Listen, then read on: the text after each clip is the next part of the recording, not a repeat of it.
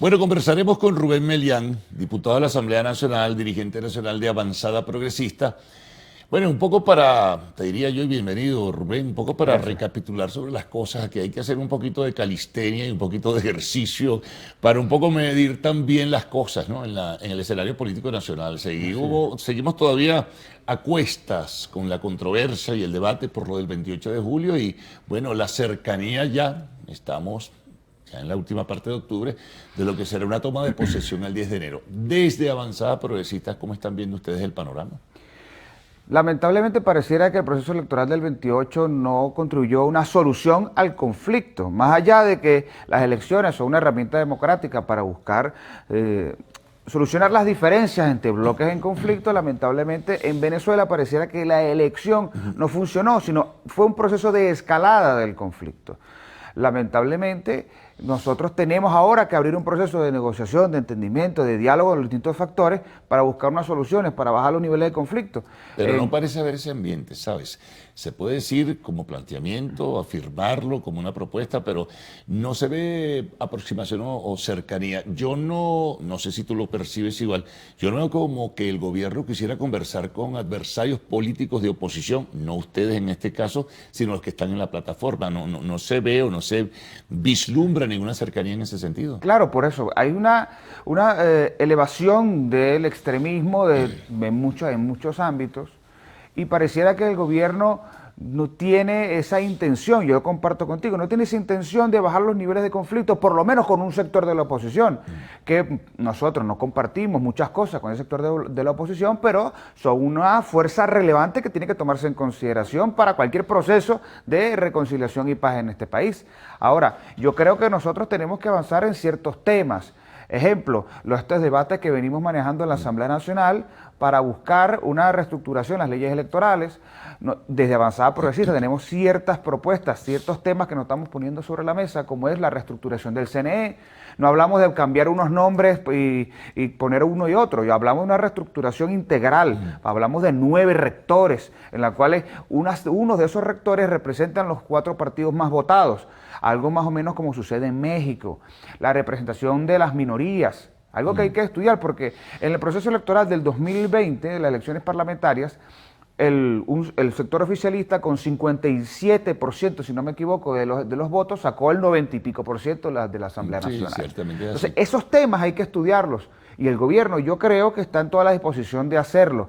Ahora, yo creo que es importante que todos los sectores, y nosotros estamos en ese trabajo, hablando con todos los sectores que quieran conversar en este país, no solamente políticos, sino también independientes, sociedad civil, para buscar cuáles son los puntos de coincidencia en los cuales nosotros podemos avanzar en estos temas, Carlos. Ahora, el tema de la rivalidad con ese otro sector de la oposición parece que se hará extremo. Incluso hay personas detenidas, hay personas señaladas y acusadas de un plan de desestabilización. Por ello digo, se hace harto difícil poder conversar entonces entre estos dos factores, oposición que representa la plataforma y gobierno. ¿Qué hacer frente a esa realidad? Yo soy muy tajante con eso. Yo me niego a pensar que la gran mayoría de esas personas detenidas sean terroristas. Yo lo he dicho en otras ocasiones. Yo me niego a creer que este país está cundido de 2000 terroristas. No quiero pensar en una Venezuela así y no lo creo, no quiero creer esa realidad. Ahora, yo lo que creo que el presidente Maduro, el gobierno nacional, tiene que ponerse la mano en el corazón, revisar cada uno de esos casos, porque si es cierto, hay casos de vandalismo, eso no lo podemos negar. En La Guaira se vieron muchos casos de vandalismo, pero hay muchos jóvenes ahí que fueron engañados, muchos jóvenes que tienen a sus familias padeciendo y sufriendo su cárcel hoy en día. Creo que el gobierno nacional, en un ejercicio de humanidad, tiene que revisar estos casos y buscar que todos estos jóvenes, muchos menores, incluso hablamos de algunos casos, dicen que son menores de edad. Sí. Hay que revisar estos casos, unirlos con sus familias. No merecemos un país donde la violencia de cualquier forma sea una manera de hacer política. Y lo que tú decías, creo que el gobierno está en la obligación, más que la necesidad, de bajar los niveles de conflicto, de buscar puntos de negociación y entendimiento con todos los sectores. Porque aquí no se trata de ir a la macha. Yo ejerzo mi opinión y esto es lo que va a hacer y esta es la ruta que yo marco. No, este país necesita entendimiento, reconciliación, diálogo, porque este país y su economía depende mucho de la credibilidad y la paz. Mira, vamos a hacer una pausa, Rubén. Vamos a regresar enseguida para hablar ahora un poquito de este mismo tema, pero visto desde el escenario internacional, ¿no? Porque se vislumbran algunas cosas, se visualizan algunas probables decisiones de gobiernos en un futuro de corto plazo. Conversamos con Rubén Melián, diputado de la Asamblea Nacional, dirigente del Partido Avanzada Progresista.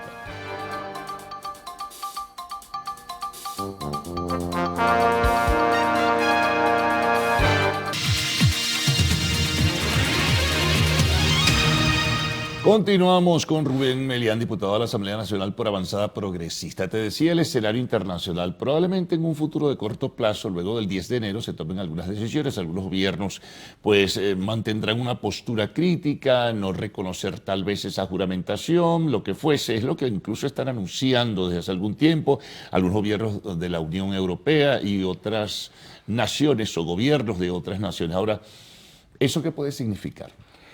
Yo lo que creo es lo que va a pasar el 10 de enero. Yo creo que el presidente Maduro va a ser juramentado como presidente de la República. Puedo estar de acuerdo o no, como obviamente no lo estoy. Yo no estoy de acuerdo con este gobierno. Yo creo que el gobierno debe ser reemplazado por la vía democrática, no mañana, sino ayer o anteayer. Porque el país necesita un cambio profundo de gobierno y de política. Pero yo también creo, Carlos, que la agenda que en un momento se manejó, la agenda Guaidó, ya no va a ser la agenda dominante en este proceso. Yo creo que los países... Son características diferentes. Totalmente distintas. Pero por eso creo que ese camino del aislamiento internacional, de que muchos países, porque no estar de acuerdo con el gobierno o no, vayan a reconocer a otro presidente, creo que no beneficia a una solución al conflicto. ¿Eso te lo planteas tú por una posibilidad que algunos por allí en forma aislada manejan de, por ejemplo, declarar un gobierno en el exilio? No, eso no sirve. ¿Por qué? Y lo voy a explicar brevemente. El problema es que para elevar los niveles de conflicto, la conflictividad internacional entre las relaciones entre los países, no va a solucionar la crisis política. Yo creo que políticas como la que viene manejando Petro, como que viene manejando Lula, como que el gobierno mexicano, que es una política de no injerencia, pero buscar mecanismos democráticos para bajar los niveles de conflicto y entenderse, creo que es adecuada, no como viene haciendo, por ejemplo, la derecha española, que utiliza el tema venezolano para su política interna. Como están en desacuerdo con el gobierno de Pedro Sánchez, utilizan el tema venezolano como un arma contra el gobierno de turno. Y al final no están realmente preocupados por una solución al conflicto venezolano. Los que están realmente muy preocupados por esto son todos estos países vecinos, la América Latina en general, que un conflicto interno en Venezuela, la crisis económica, el problema migratorio, la falta de progreso son muchos interno... problemas, ¿no? Ahora, fíjate lo siguiente, la propuesta de Lula, que de alguna forma la acompañaba a Petro, pues no tuvo, digamos, consenso, ¿no? Vino una decisión de la Sala Constitucional que se generó un nivel de expectativa sobre, a lo mejor dicen, mira, sí, hubo ciertas situaciones que no convergen con lo que debe ser la normativa y vamos a repetir elecciones, pero no, la Sala Constitucional ratificó la decisión de la Sala Electoral que proclamaba Nicolás Maduro desde el CNE como presidente. Claro, pero es que era una decisión que para nosotros eso era lo que iba a suceder. No, yo no esperaba algún tipo de resultado distinto.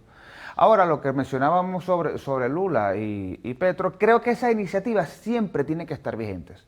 Yo creo que pueden hacer más, Rubén. O sea, la propuesta era esa, no se dio. ¿Qué más pueden hacer?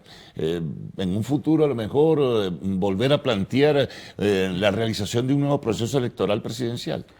No lo sé, yo lo que creo es que hay que buscar soluciones parciales para generar algunos tipos de soluciones a los problemas que estamos viviendo. Yo creo que las iniciativas de la negociación y el diálogo no se deben abandonar.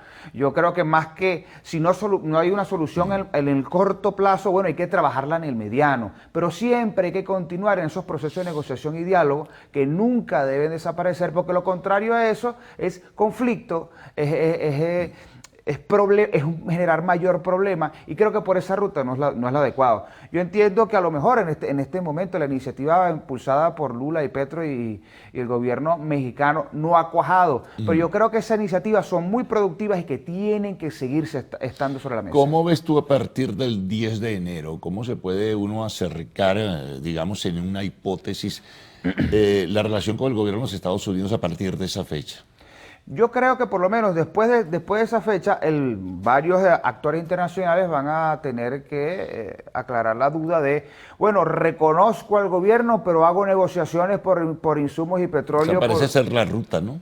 Yo creo que vamos hacia allá, porque ¿qué sucede? Con todos estos conflictos armados que viene pasando en el conflicto de Israel-Palestina, el conflicto ucraniano, etcétera, creo que ninguno de estos países quiere un surtidor de combustible tan cercano, abandonarlo pues, en ese sentido. Yo creo que van a buscar alguna medida en marco de las posibilidades de no estoy de acuerdo contigo, pero seguimos teniendo transacciones económicas. Bueno, habrá ocasión de seguir conversando de estos temas y retomarlo. Rubén, muchas gracias por haber estado con nosotros. Gracias. Siempre hacemos un paréntesis de identificación comercial y al retorno arte y espectáculos en lo actual.